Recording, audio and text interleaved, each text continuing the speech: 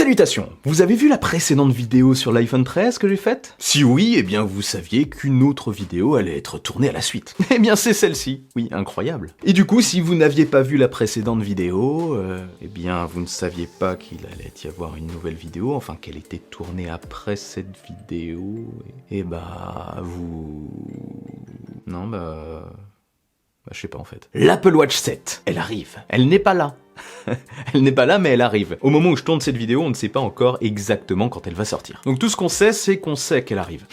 Donc, vous, oui vous là, derrière votre écran, vous qui possédez une Apple Watch 6, une Apple Watch 5, une Apple Watch 4 ou précédent modèle, vous qui n'en avez pas encore mais qui voulez en acheter une, vous qui vous demandez si ça vaut le coup d'acheter ce nouveau modèle, oui, dire une pub. Eh bien, je vais répondre à cette question. Pourquoi je vais répondre à cette question? Tout simplement parce que c'est écrit dans le titre.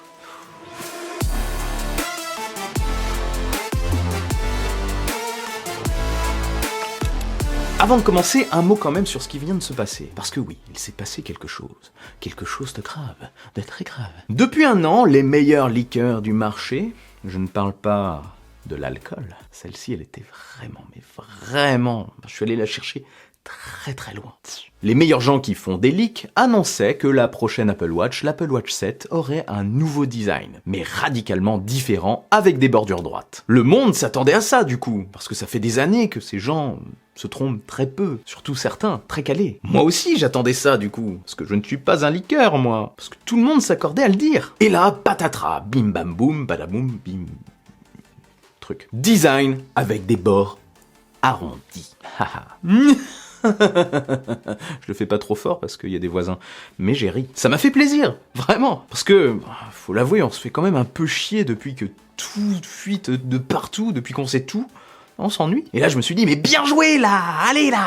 La personne qui faisait fuiter ces infos est-elle totalement grillée? C'est possible? Il va prendre cher, hein, il ou elle. Tim a dû dire, envoyez de fausses informations, les gars. Nous avons trouvé la taupe. C'est cool, moi j'espère que ça va continuer comme ça. Si c'est le cas, ça va mettre beaucoup plus de piment dans les annonces. En tout cas, à partir de ce moment-là, ça va être plus sympa. Bref, je suis un homme heureux, comme vous pouvez le constater. Et donc cette nouvelle montre a un aspect légèrement plus arrondi, bien que je ne sois pas réellement sûr que le design autour ait totalement changé. J'ai l'impression que c'est plus arrondi, pas vous? En tout cas, l'écran est plus grand, il occupe quasiment toute la surface avant de la montre, et...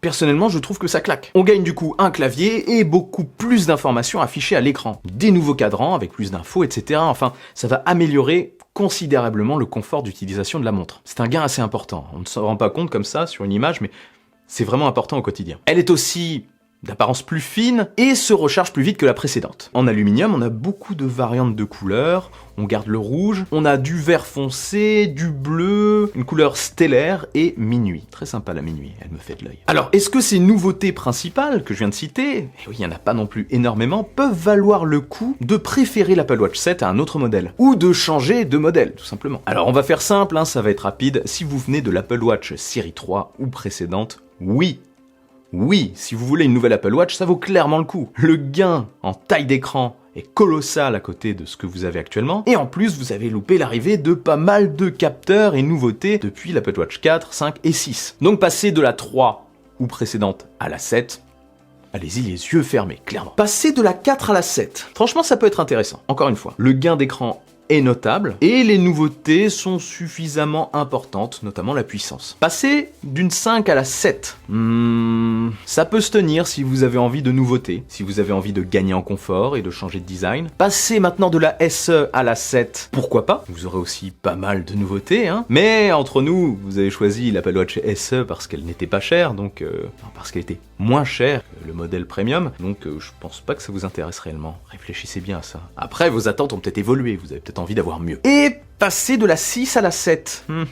Franchement, pour ça, je suis plutôt partagé. Pour ce qui est de la fluidité et des fonctionnalités, vous n'allez pas voir beaucoup de différence. Non, c'est vraiment la taille d'écran, le gain de taille d'écran qui peut vous motiver. Pour moi, vous pouvez clairement attendre l'Apple Watch 8, c'est dur à dire. Pour moi, vous pouvez clairement attendre l'Apple Watch Series 8. Mais pourquoi pas hein. Perso, je l'aurais pas fait. Je le fais pour la chaîne, mais si j'avais eu la 6, j'aurais gardé ma 6. Après, bien sûr, je vous donnerai mon ressenti quand je l'aurai, et peut-être que ça vous fera changer d'avis. Voilà, bref, pour ce court avis, si vous avez des questions, n'hésitez surtout pas en commentaire. Si ce n'est pas moi qui y réponds, peut-être que quelqu'un d'autre le fera. Et avant de partir, n'oubliez pas de vous abonner à la chaîne, de me suivre sur les réseaux sociaux. Ça, vous pourrez le faire quand vous serez parti. Et surtout, n'oubliez pas le bon pouce en l'air qui claque. Bon, je vous laisse sur cette douce petite phrase. Vive la technologie, vive le futur, et n'arrêtez jamais de rêver.